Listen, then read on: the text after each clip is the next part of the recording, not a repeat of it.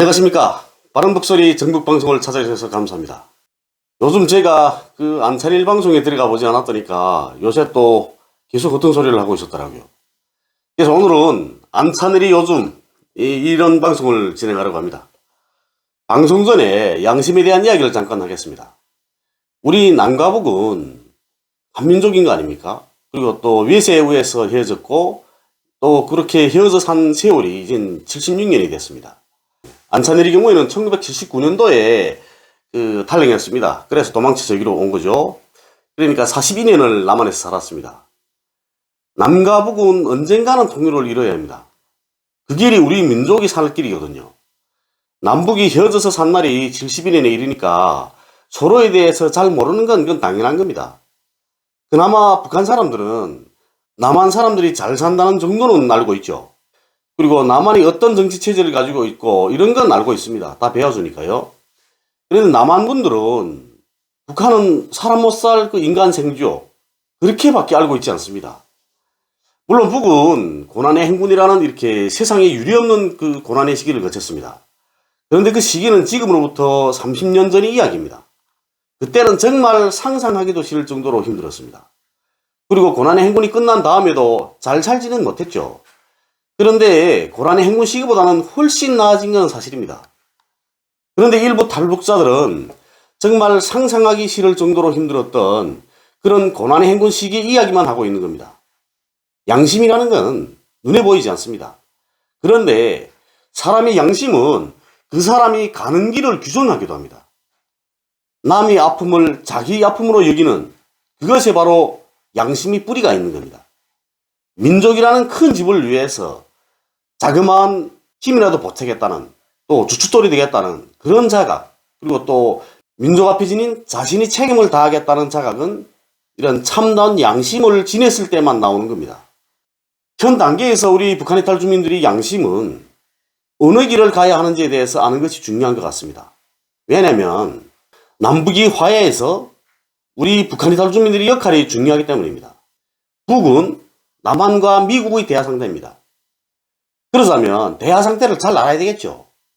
그런데 북에 대해서 잘 알자고 하면 북에서 살아온 우리 탈북민들이 북에 대한 올바른 이야기들을 해야 하는 겁니다. 그래야 남한과 미국의 위정자들이 올바른 대북 정책을 수립할 수 있습니다. 대화 상대가 미친놈이라 해야 되면 대화할 이유가 없죠. 미친 개는 몽둥이로 때려 잡아야 되는 겁니다. 일부 탈북자들이 말하는 북한은 비정상적인 국가고 정말 미친 국가인 겁니다. 그러면 미국이나 남한의 정책 결정권자들은 잘못된 정책들을 수립하게 되는 겁니다. 그리고 그 잘못된 정책은 남북이 화해와 협력 그리고 통일을 위한 시간을 후퇴시키는 결과를 가져오게 됩니다. 그래서 저는 안찬일이나 강명도와 같이 이런 허튼 소리로 군중의 눈가기를 더럽히는 이런 일들은 하지 말아야 한다고 말하고 있는 겁니다. 이건 양심이 없는 짓입니다. 분단시대에 사는 우리로서는 시대와 민족이 분단시대에 너는 무엇을 했는가? 이렇게 물을 때 답할 수 있어야 되는 겁니다. 저는 분단시대에 우리 북한 탈주민들이 해야 될 일은 북을 바로 알리는 길이라고 생각을 합니다. 북을 찬양하라는 말이 아닙니다. 있는 그대로의 북을 이야기하라는 거죠. 제가 얼마 전에 경기 평화교육센터에서 조직한 이 강연에서 북한의 사법체계에 대한 강연을 한 적이 있었습니다. 강연 말미에 질문답 시간이 있었거든요. 그때 통일코리아 협동조합 이사장을 하신다는 탈북민 여성분이 이런 문제 제기를 했습니다. 본인이 2000년경에 신의주로 북송된 적이 있었다는 거죠. 그때 신의주 보위부에서 북송된 여성 6명을 낙태시키러 가는 것을 본 적이 있다 이러는 겁니다. 그래서 이 강연에 들어오기 전에 자기 기억이 맞는지에 대해서 다른 탈북민 여성들한테 확인하고 들어왔다 이러더라고요. 그러면서 한 가지 사례를 가지고 일반화하지 말라 이런 식으로 이야기하더라고요. 결국 북한에서는 북송된 여성들이 임신을 했으면 낙태를 시키는데 당신은 왜 북한에서 임신한 여성들이 인권을 보장한다고 말을 하냐?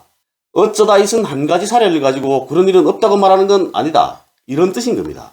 그 여성분이 자신이 보았다고 하니까 그걸 놓고 왈가왈부하지는 못하겠더라고요. 그런데 이런 건 구독자분들이 판단하신 몫인 것 같습니다. 저는 1998년 11월부터 시작해서 2004년 4월까지 신의주에 위치한 국경경비사령부 31여단에서 소대장으로 근무했습니다.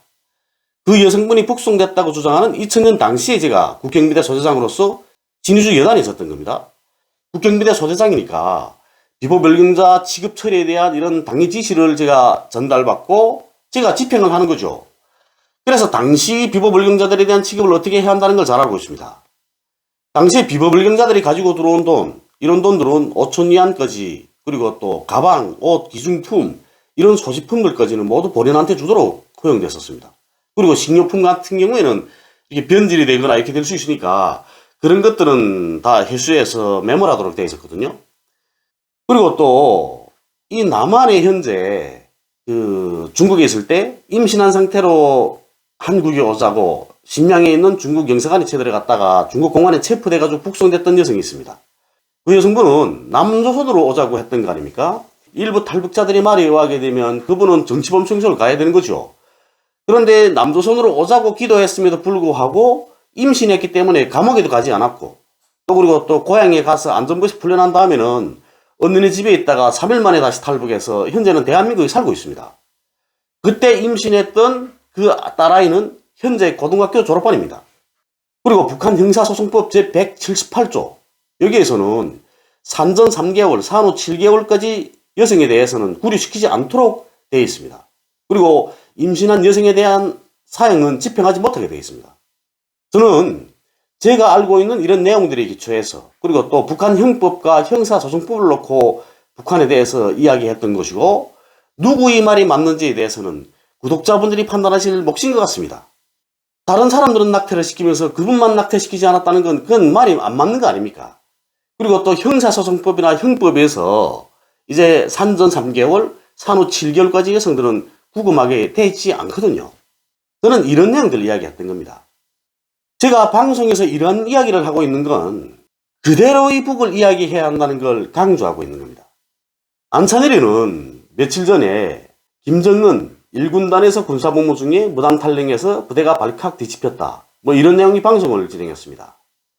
방송 내용은 김정은 위원장이 2002년경에 강원도에 주둔하고 있는 1군단에서 군사복무를 했는데 군사복무 생활이 너무 힘들어서 입대 후 2달 만에 여단장 차를 훔쳐 타고 평양으로 무단 유출, 탈영을 했다는 겁니다. 그래서 부대가 발칵 뒤집혔다는 거죠. 그러면서 그 당시 1군단 참모장이 장정남이었는데 김정은 위원장이 군사복무를 할 당시에 장정남 참모장의 도움을 많이 받았기 때문에 장정남을 인민무력상으로 임명을 했고 지금은 사회안전상에 임명했다는 겁니다. 그래서 이런 자료는 북한 고위층 탈북자로부터 입수한 것이기 때문에 100% 팩트다, 이러면서 이야기하더라고요. 안찬일도 탈영병 아닙니까? 아마 자기가 탈영병이니까 다른 사람들도 탈영병으로 만들고 싶었던 모양입니다. 1군단은 인민군에서도 대연합부대로 불릴 정도로 제일 큰 부대입니다. 1군단 1사는 당문사단이거든요. 인민군이 기준사단입니다. 제가 군관학교 다닐 때 저희 소대에 5군단 작전부장 아들이 있었습니다. 그런데 작전부장은 참모장 밑이거든요. 그 친구 아버지가 아들 며느리를 와서 저도 만나본 적이 있습니다. 근데 그 당시 5군단 작전부장의 군사친구가 중장이었습니다. 그게 98년 정도 되거든요. 작전부장의 군사친구가 중장이게 되면 작전부장의 상급인 참모장의 군사친구는 어떻게 될 거라는 건 대체로 짐작이 가시겠죠. 인민군은 전선군단과 후방군단으로 나눕니다. 전선군단은 1군단, 5군단, 2군, 4군단, 2군단 이렇게 나누는 거고요. 그렇게 앞에 배치되어 있고 뒤에 보면 뒤에 3군단, 8군단, 그 다음에 7군단, 9군단 이런 식으로 가죠. 11군단 이렇게 갑니다. 그런데 2000년대 중반까지는 전선군단 그 사령관들이 군사칭호는 상장, 대장이었습니다. 그런데 장정남 현 사회안전상은 2005년도에 소장으로 진급합니다. 어디에 나오는지 아십니까? 장정들이 군사칭호 올려줄 때, 그럴 때 노동신문이 발표합니다. 최고인민회의 정령, 조선인민군 지휘관들이 군사칭호를 높여줄 때 대하여, 정령 제목이 아마 그렇게 나왔던 것 같습니다. 2005년에 그 소장으로 진급합니다. 그리고 2011년 4월에 중장으로 진급하고 2012년에 인민군 제1군단장으로 임명됩니다. 그런데 김정은 위원장이 군사복무를 시작한 해는 안찬일이 말한 것처럼 2002년도입니다. 그러면 2002년도에는 이 장정남 현 사회안전상이 장군도 아니었습니다. 그리고 1군단 참모장도 아니었습니다. 북한 고위급 탈북자가 전하는 정보의 수준이라는 게 이렇게 낙후합니다. 그리고 1군단은 전선군단이고 전선으로 들어가는 모든 도로들에는 경무초소들이 배치되어 있습니다. 우리 남한에서 민간인 출입금지 구역으로 들어가자게 되면 국군 초소들을 통과해야 되죠. 여기서 증명서다 보이고도 해야 되는 거 아닙니까?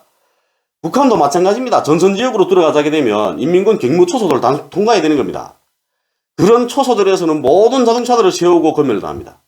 김정은 위원장이 2002년 당시에 병사가 아닙니까? 병사가 여단장차 훔쳐 타가지고 평양으로 튀게 되면 그 즉시 수배령이 떨어지고 경무초소에서 단속해야 되는 거죠. 안찬일이 말로도 말합니다. 김정일 위원장의 아들이 거기서 군사공무를 하고 있다는 건 군단 참모장 장정남이밖에 몰랐다. 이렇게 말하더라고요.